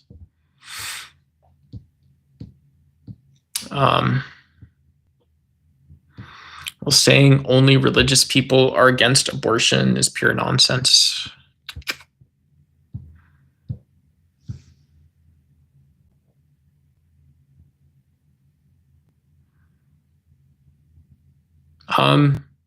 Yeah, Democrats are not pro-science. They're quick to ignore science when it helps them justify weird and bad behavior. Yeah, that's probably true. Um, I guess. I mean, that seems like the exact same thing you just said. So, however you want to do it. The Democrats never did it so aggressively.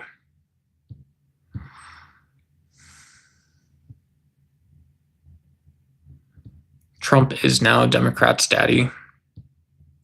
Pasty. I bet projection showing Repubs losing a lot of seats. Sitting presidents lose seats and has been sinking in popularity. Yeah, cool.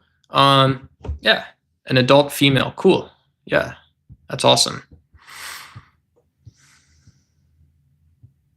A woman is anyone who identifies as a woman and someone who's changed their identifying gender. Cool. Cool.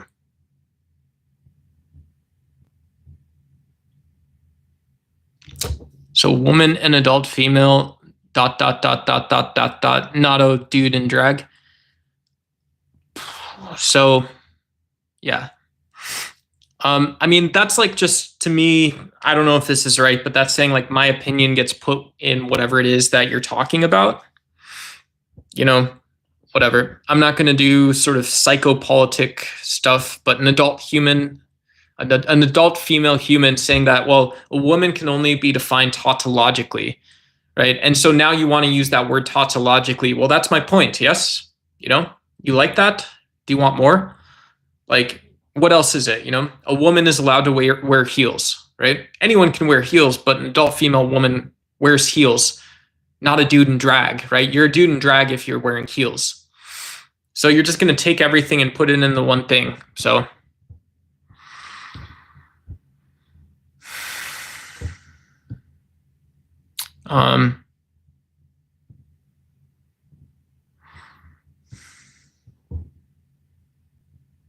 cool.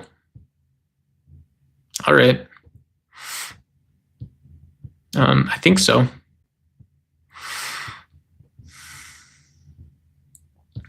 Needs to get laid.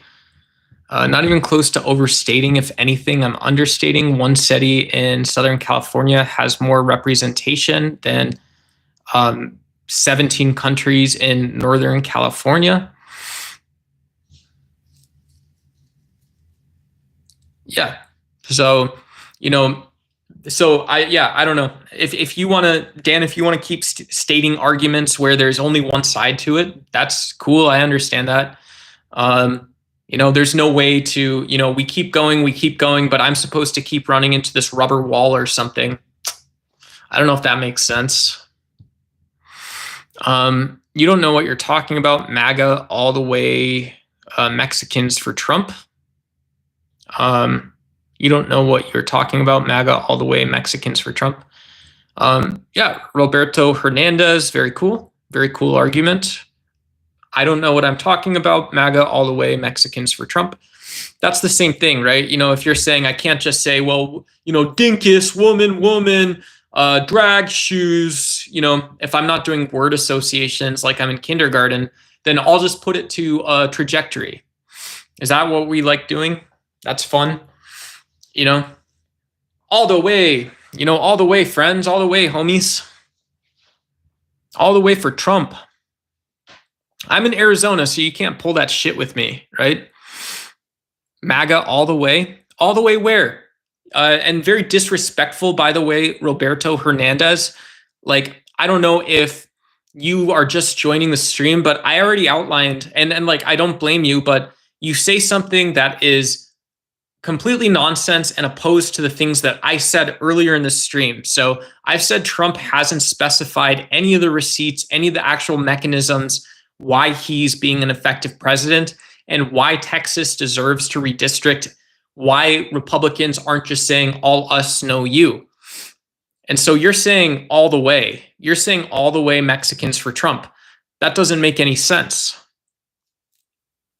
You don't know what you're talking about. Well, you're just saying that no matter what I say, then I'm going to assume you don't know what you're talking about and MAGA all the way. I don't know what's confusing about that.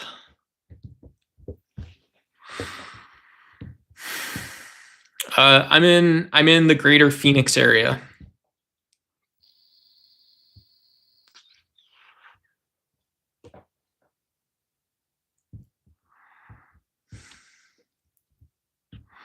cool. Best answer ever.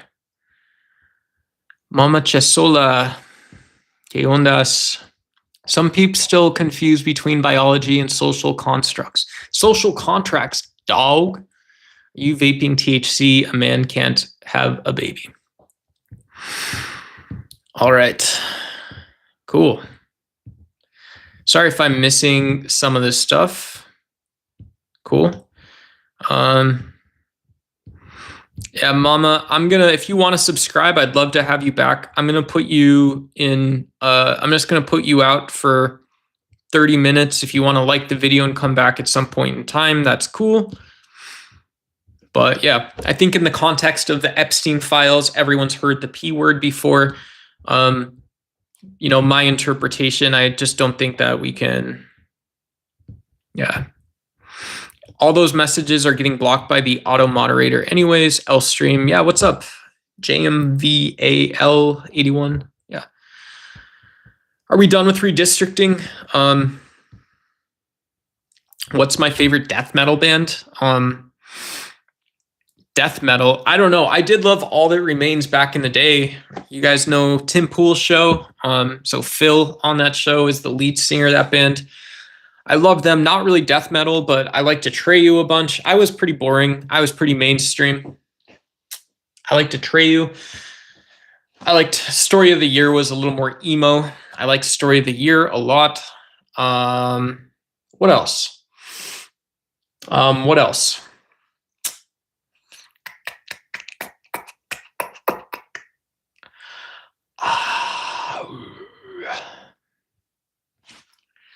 Hatebreed was a good band, right? I was very happy when I heard Hatebreed wasn't a white supremacist band.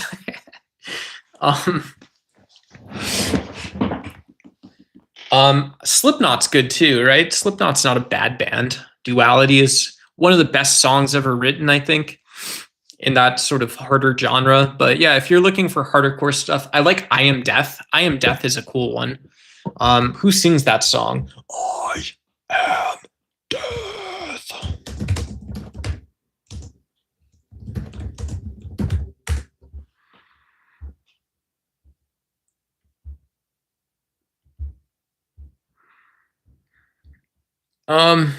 Yeah, I don't know.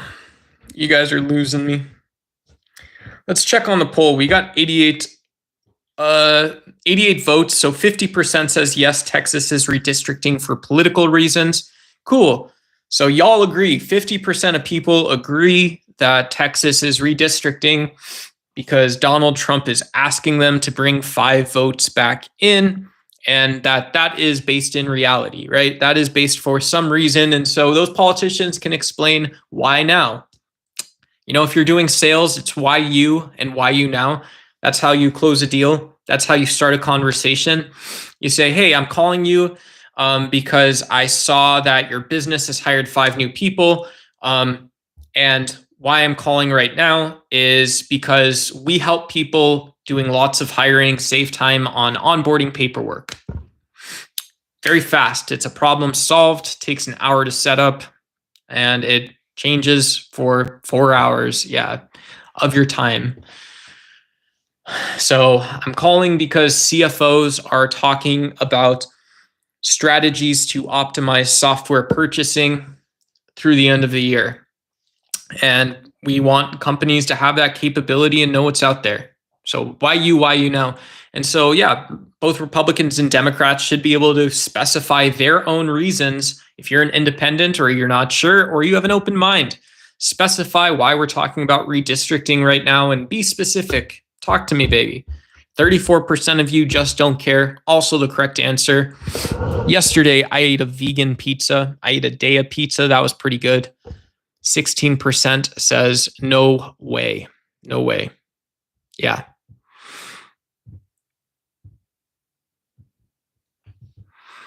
Cool. So that poll's complete, folks. That poll's complete.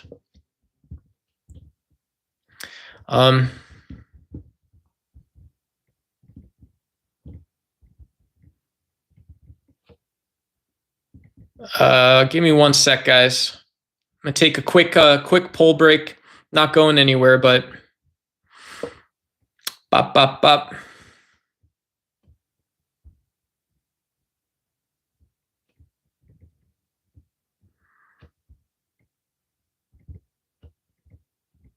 Okay, cool. Bam.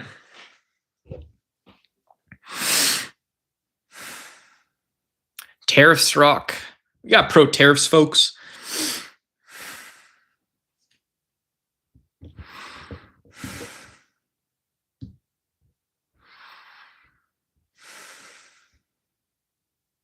MAGA is the brain rot of America. MAGA is the brain rot of America. Cool. Yeah, maybe. Yeah. It's definitely bad politics. That's a good starting point. Why is MAGA such bad politics? Why is MAGA bad for politics? Wasting my time, folks. Wasting my time.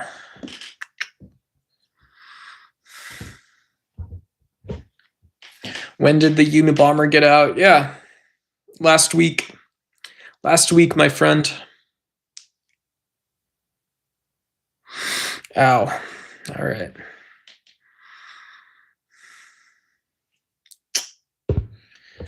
Yeah. Trump is a corporate sellout. Name me 3 things he's done that have directly benefited from the average working class American. Nothing at all. Yeah.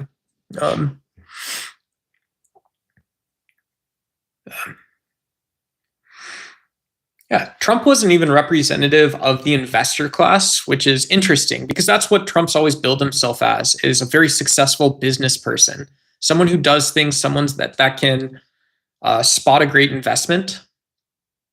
Shouldn't we? Can't we start with like what someone says they are, who they say they are, why they say they're that way? I don't know, maybe not, but who knows? All right. The Unabomber didn't even look like him. Yeah. Ted Kaczynski. Yeah. Ted Kaczynski gave like jail room interviews. I always think it's really sad when we see people that were in prison for life. Bummer, right? Isn't that kind of crazy?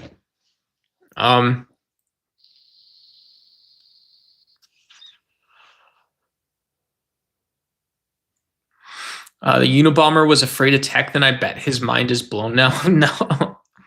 I take that first part back. He sold out to Israel. Blue pill, black pill, no pill, red pill. Did any of you guys see Andrew Wilson was debating a black Israelite tonight? I'm not a big Orthodox YouTube fan. Yeah, yeah, I do like the, I don't know if it's a category, the black panel verse. I do like, whatever. I don't think of them as like black, but like I do have a couple panel verse channels that I follow. Yeah. Politicians live. I would like more cosmopolitan stuff. That's cool. I'm bored. I'm sick of the US. I'm sick of the United States. I'm bored. No fan of the Jews and Arabs, actually. No fan. Politicians have their own life way above ours. Yeah, politicians are, what is it? What do we say? I like politics. I like seeing politicians come out publicly. You can always, right? You can go to like change.org. There's always petitions and stuff you can go sign or just read. And if you email your senator, they'll email you back. It's usually a templated email, but you can still learn something from that. Right? You can go on YouTube and stuff like that. Brown people trying to pass for black. I, for once, love our Israeli overlords. Yeah, that's cool. They are terrorists. Yeah, cool. Yeah, no worries. Cool. I take that first part back. He sold out. Trump's pimp hand is way strong. Way strong, bro. Way strong. Yeah, probably.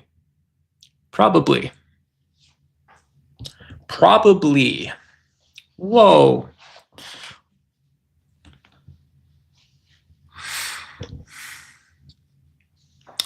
Yonk,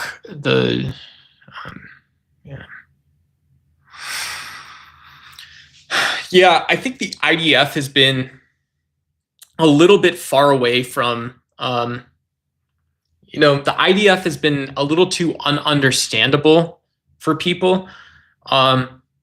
It's, yeah. I mean, I feel absolutely, I mean, it's a horrendous thing to do, to take hostages and use them as a political bargaining chip. It's also sort of wild, as brutal as it sounds and as bad as it sounds, that, yeah, you also have what seems like the Israeli people saying that, we could have still done better in our response. And, without saying that, like, yeah, you guys, we're seeing the armed side of Hamas spreading these sort of xenophobic narratives. And so there's like a lot of just like words that people say, right? When people say word salad, there's a lot of word salad in there that doesn't actually talk about reality, right? If you never ask what influential people in Hamas, or what social engagement, not engineering, but social engagement is actually capable of, you're not actually asking what sort of media narratives people want out of an Israeli-Palestinian conflict. Well, you're not actually putting the hostages first in the first place, and the IDF will say, well, don't you think, like, we already factored this in, we already considered it, and this is how the war turned out. And it's like, yeah, well, some people can still be upset and will say that, well, the seeming lack of transparency or decision-making process, the pace at which all of this has happened, leads us to maybe not support Israel. You're still the Israeli force that's occupying Palestine, but that still means something then. Bernie Sanders had a Green Beret. He just posted a video on a Green Beret that went on a sort of peacekeeping contract mission in Gaza to sort of look at the food sites, help with the operations and process, the humanitarian aid sites. And this guy, a Navy SEAL, he said, he was like, well, we went there and we saw both immaturity on the side of the IDF forces, and we also saw that there was a lot of chaos, right? It seems like the situation is, maybe it's not great for aid, but Israel's also unequipped to manage their occupying presence at that time. And that's the bottom line, right? That's the brass tacks of that situation. Hey, what's up, Johnny Ruse? We got Johnny Ruse in the house. We got some Francisco Archia in the house saying Trump 2024 with an Israeli and American flag, shaking hands. Brad Water, what's up? Trump can't run. Yeah, Trump said today he's not going to run for a third term. Good thing, right? Israel is trash. Yeah, we're not doing pro or anti-Israel stuff. I'm not. You guys can. Yeah, I'm not going to throw a mod hammer at anyone yet, but if I've got that kind of power. And yeah, the United States and Israel sort of shaking hands on issues. Competition's usually a good thing for both sides. And I would think that if you're Benjamin Netanyahu or you're Donald Trump or Joe Biden, if you're Secretary of State Hillary Clinton, any of this stuff, you would sort of want competition to select the narratives and the stories that you think democracies are capable of handling really well and optimistically. I don't think we've had that since October 8th, right? If the world changed October 7th, what happened on October 8th? It became a screaming match immediately, maybe for good reason. Palestinian and Gazan parents saying, what's going to happen to my life and the life of my family? Can we stay here? What does a war with Israel actually look like? What does it get worse if other people come in, or does it get better? What's actually the long-term solution for Palestine and Gaza?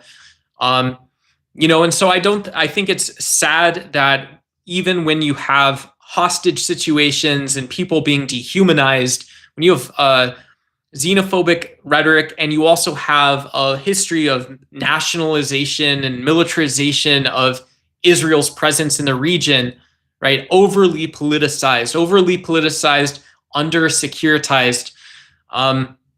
You don't have the ability to have these clear boundaries. What the worst happened. The worst that could have happened was that Hezbollah gets involved. That is the worst thing that could have happened, and it did happen. And still in 2025, when was the last time, other than your buddy Duck, no, I'm not going to put myself up there, but other than me, When was the last time you heard someone talking about the fact that the worst outcome of the war came true? You know, do you have 80,000 dead? Do you have entire cities demolished if Hezbollah doesn't join the fight and show just how violent? We already knew this region was going to be a powder keg. You know, that's a very European idea. It's called I forgot what it's called, but it's when speech is actually action. Let me see if I can find this for y'all. International relations, geopolitics stuff. But this is IR theory. No,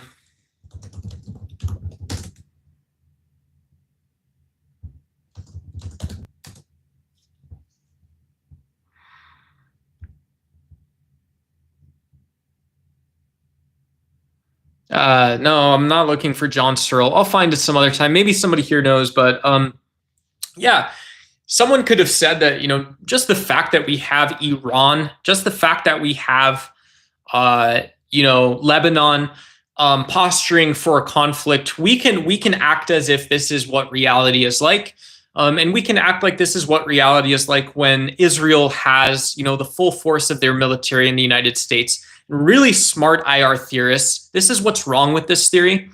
Why we can't just play pretend and resolve our conflicts always diplomatically. What's wrong with this is very smart people saw on October 7th and October 8th that, well, this is where this conflict goes eventually. Eventually, you have, you know, Al-Qassam is networked. You have a lot of governments that look somewhat like Hamas. And yeah, you know, you have a reason to believe that in places like Sudan, where there's been a total break from, you know, Arab society and African society, right? You've got very heterogeneous populations, or in a place like Egypt, you know, these places more closely sort of represent the politics of some of these Middle Eastern states. You know, where you say, you know, we have to push through it or something, you know, there's some reason for us to believe that this goes on here, you know, and it's geopolitical. You know, people, you know, you could have foreseen that there was going to be a broader conflict. So, yeah.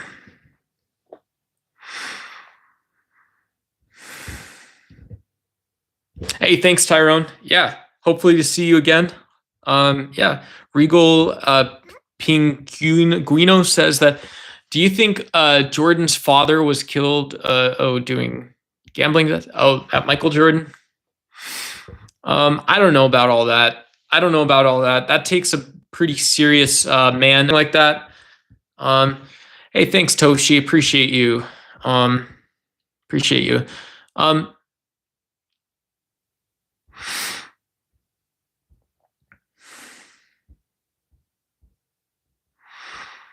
Pat Chris, but in 2028, we still have China going for Taiwan. At least that's what American generals say. Yeah.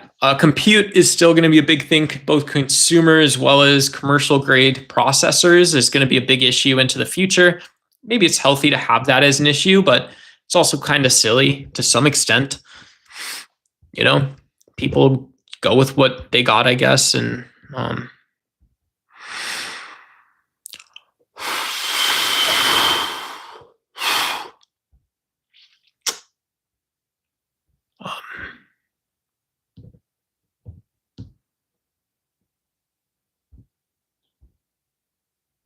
hey, what's up, Neon? Yeah. So if you're asking about either redistricting or Israel Gaza, I'll give the same answer, sort of concept, just as a concept that, like, yeah, there's always a lot of relevant political actors who want to play a role, want to contribute. You know, whether they're previously or priorly obligated to some position, and what sort of resources as well as networks they're bringing into the conversation. That's like a starting point. You know, just for sort of like how a perspective forms, or, you know, what you might think is the right layer to begin diplomatic conversations. That's maybe the most relevant thing. It's a little abstracted, I think, but it's close. Yeah. And so like an example of this is saying that, well, in Israel, Benjamin Netanyahu's fighting with the courts. And so if I'm analyzing Israel, even if I'm pro-Israel, I could say, well, we don't think Israel's going to have a social machine that's capable of maintaining the war forever. It might be undermined by the fact that Israel is a sort of military power in the region. And so, maybe that same sort of conversation where it's like, you have the ability to wind down sort of support for the war domestically. You have the ability maybe to some extent to ramp it up. And so, if we're talking about ramping it down and all this other stuff, it's like, well, what order do those things go in, right? Does Israel need to have like a deep judicial reckoning right away? And if the answer for a fast solution based on the decision power and understanding mechanisms is no, like you need the international sort of community to step in first and talk about some of this stuff. Israel doesn't need to do this. Well, then it's like, okay, well, now we at least know one thing. We know that someone's at the table and they're not a part of this initial step. And yeah.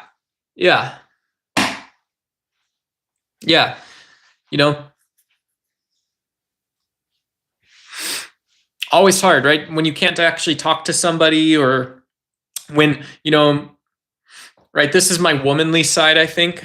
I don't know if that actually makes sense, but if you can't actually believe or trust yourself to be the first mover, and maybe it is this way, right? It's just so there's too much complexity to manage, which sucks. The stuff that bothers me right now,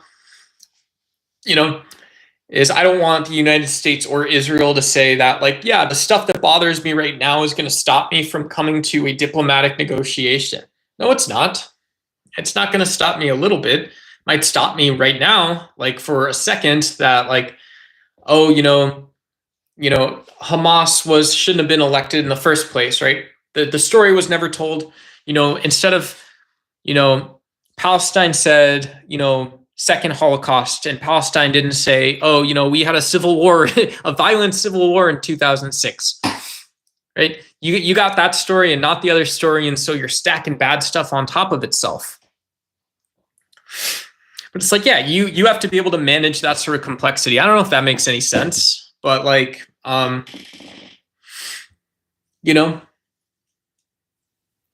knows?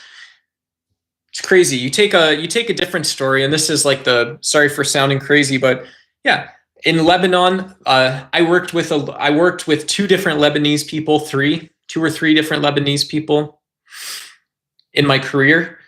And it's like, yeah, it's not uncommon for Lebanese people to either temporarily or permanently migrate. Same thing with people in Egypt.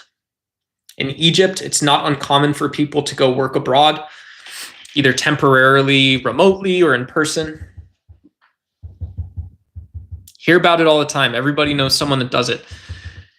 And so this is just really odd, right? It's like, you have this narrative about political marginalization, about the sort of this theocratic moment, very cultural, national sort of ethno moment or whatever. And it's like, yeah, we've got too much like versus like, and it almost doesn't matter that, these Palestinian stories were never told, because the way those stories relate to Israel have also never been told. The story that actually does matter from a liberal perspective is like, well, where does a job come from? Where does peace come from? Where does sort of that story about what's tenable come from? Bunch of crap. It's all a bunch of crap that you have to get through. Apparently, you need to let us call in. Yeah, Johnny Ruse. Yeah, next time, Johnny. Yeah, bro, Collins would be great. Yeah, I don't care about Israel or Gaza. None of that's all land war, religion, BS nonsense. Religion is fake. Fighting over fiction. Tell me where you stand on the gerrymandering so they don't lose power.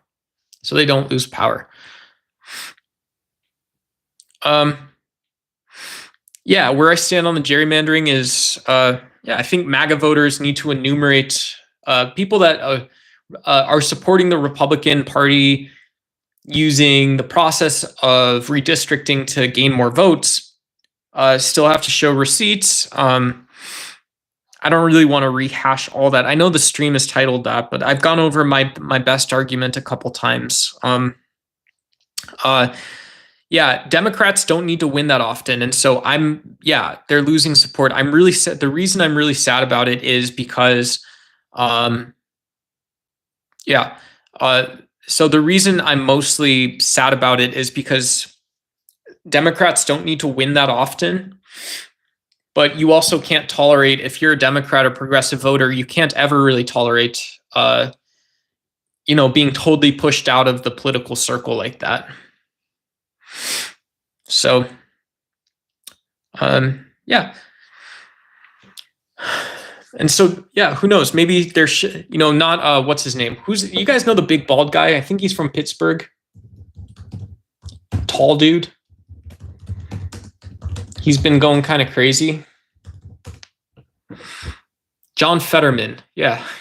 I Googled Democratic politician, big bald guy, John Fetterman. Yeah, I feel like John Fetterman, he just needs like a basketball card. You just give this guy stats or, whatever it is. But yeah.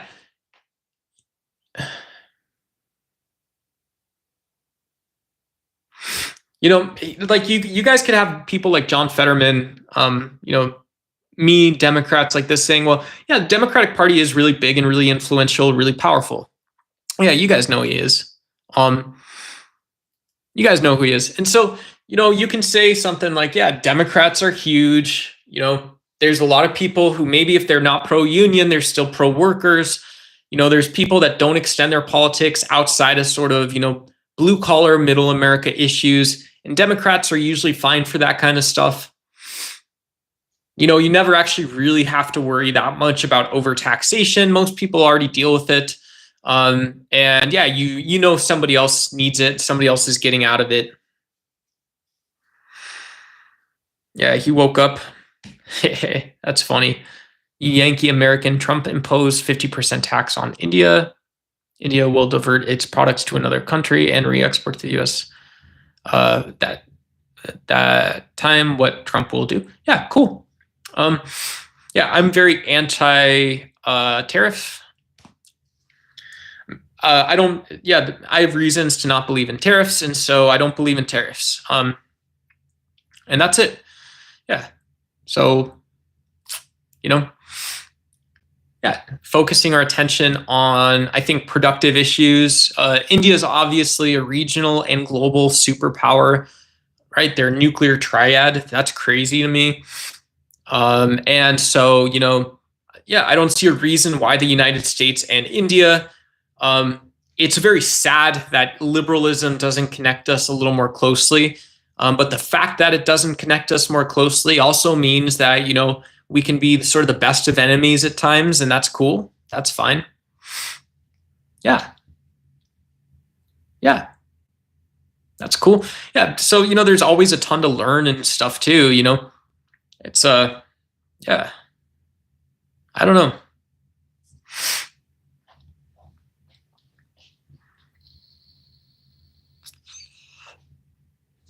Determinism, right?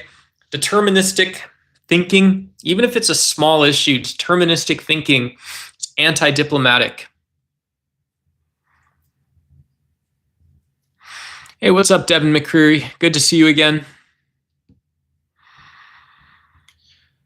Yeah, FDT. Yeah, no TDS, FDT. Yeah, B-Buster. We're going to totally eliminate the MAGA ideology from the United States. The Republican Party will be restored to the conservative glory. As horrific and hateful as it can seem sometimes, one thing conservatives do well is, like, if America is a life raft, are you carrying the boat or are you inside of the boat at that time? You're allowed to do both. Because if your country is a boat, and if you're happy with that analogy, it doesn't need to extend any further. You're carrying the boat or you're inside of the boat. It's one of the other. That is deterministic, but it at least gives you optionality. It at least gives you optionality, which is also the same game, right? Same game. Is that what we like, I think? Did I nail it? All right. Very cool. Yeah. You should get out more. I did go hiking briefly today. Yeah. It's an early release day, so I had dad duties, but grandma and aunt came over for a little bit, and so I went just very quick, 20-30 minute hike, jog, run thing. So I'll do that again tomorrow. Yeah. But I think I'm going to go ahead and shut the stream down for the night. Do feel free to like and subscribe. Thank you for everyone commenting. For folks not in the comments section, also thank you so much for spending some time here.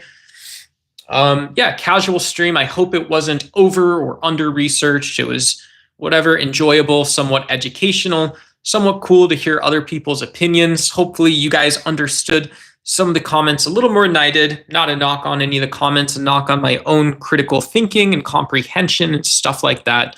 And so, yeah. Yeah, love to have you guys. Yeah, who knows? There's lots of places for those sort of, conversations we had just to kind of wrap on this. Lots of places to go online for conversations or debates about trans rights, trans issues. Feel free to do a little research, go into a debate anew, try to understand the other side a little bit more. Try to understand why people have an opinion that, we don't address trans rights in a political sense. If that's a good position, or if somebody does that argument well, great to learn that. Also, as someone who considers myself a strong ally and advocate, there's lots of reasons to deeply consider gender and identity and the way we talk about these issues, and why it's really hard to escape from political and social realities, as a political statement a little bit. So, yeah. Yeah, thanks, Yimmy A. Yimmy, Yimmy A, Yimmy U, Yimmy A. And yeah. All right.